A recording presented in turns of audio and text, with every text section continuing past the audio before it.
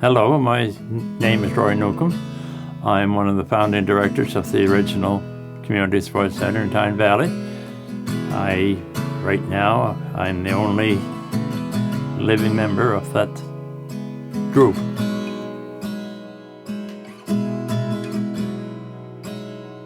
Before my time, there was an enclosed rink in Tyne Valley.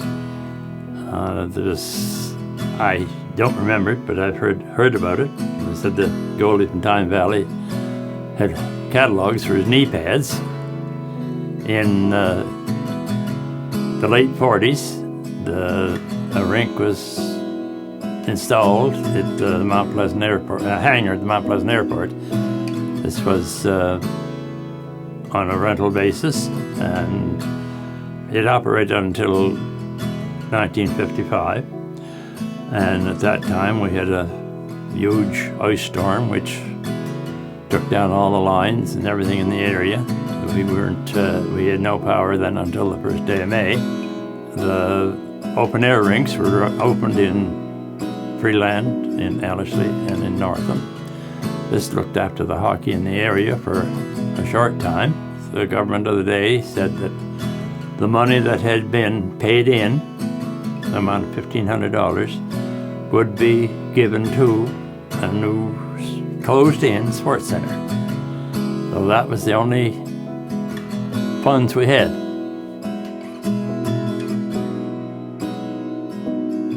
Winter Works project, it was funded by the federal government, and it had a time limit, had to be done by the last of May, and all the construction was done during winter time.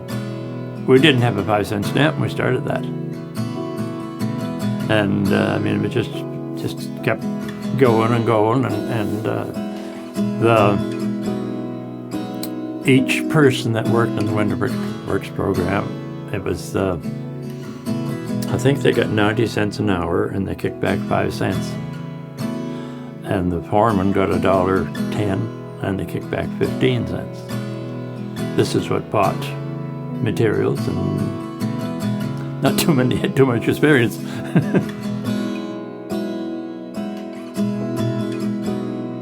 It was Mr. Otis McNeil was hired as project manager, and as he had been involved with the old area rink. Later on in January, they were working on the back wall of the rink, and Mr. Otis McNeil took a heart attack and died right on the site. This kind of put us in a quandary where we didn't know where to go.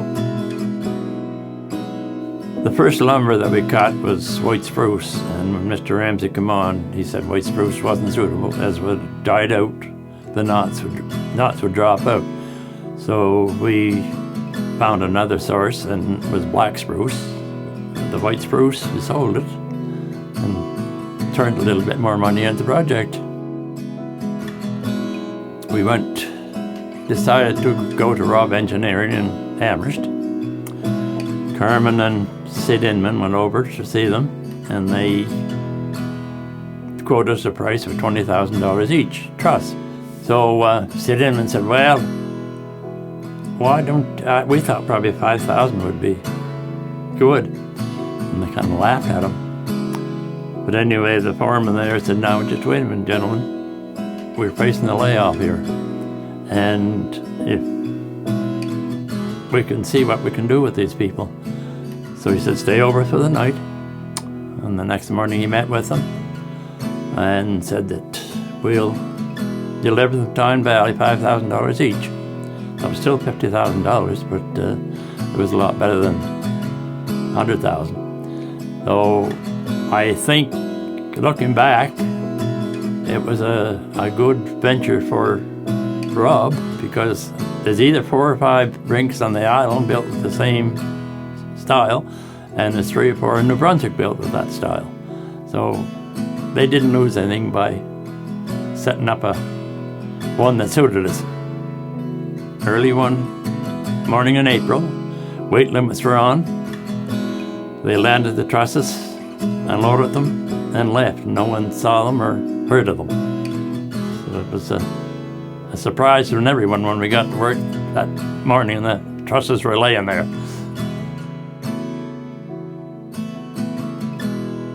The whole building was closed in by the end of May, which was a deadline for winter works. In 1964, the celebration of the Charlottetown Conference was being held, and the provincial government would give each district funding for a celebration.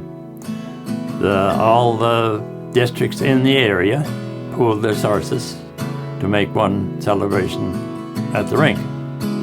Our first meeting was held at the rink. We were sitting on tree stumps in the ice surface. It didn't look good at the time, but we had it cleaned out and were able to proceed with our celebrations as we thought was best. Because centennial celebrations were very successful, it was decided to have a follow-up in the coming year. This turned out to be a festival. At the time, it wasn't named. Someone originally from the district said, why not call it an oyster festival, because it is in the center of the oyster industry in PEI. The challenges that we had was that the oysters weren't supposed to be served during the summer months. We had to have special permission to do this, and mostly it was fairly friendly, but sometimes there was a challenge to it. The first public skate was on New Year's Day, 1965. I guess hockey took over then. The open-air rinks closed out, and all the hockey was going to be played at the community center. Rink rats were let in free to scrape the ice. The snow was pitched over the walls. There was shutters all along each side. The snow was shoveled out.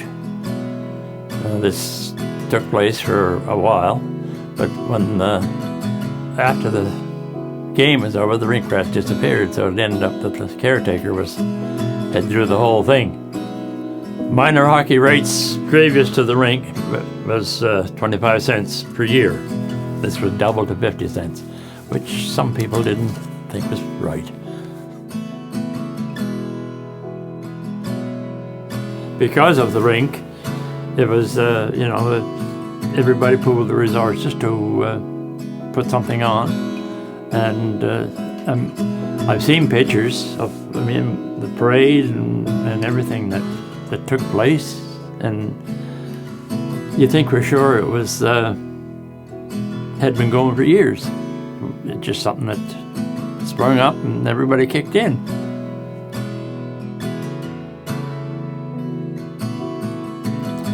Well, we had a very devastating fire. Well, I guess I was like everyone else. I was in shock when I heard about it. I didn't hear anything until about 7:30 that morning, and well, it was just a piece of me, really, because I've been involved with it for 55 years. The last 2 years it hasn't been that much, but it was just like a piece of you. It really is.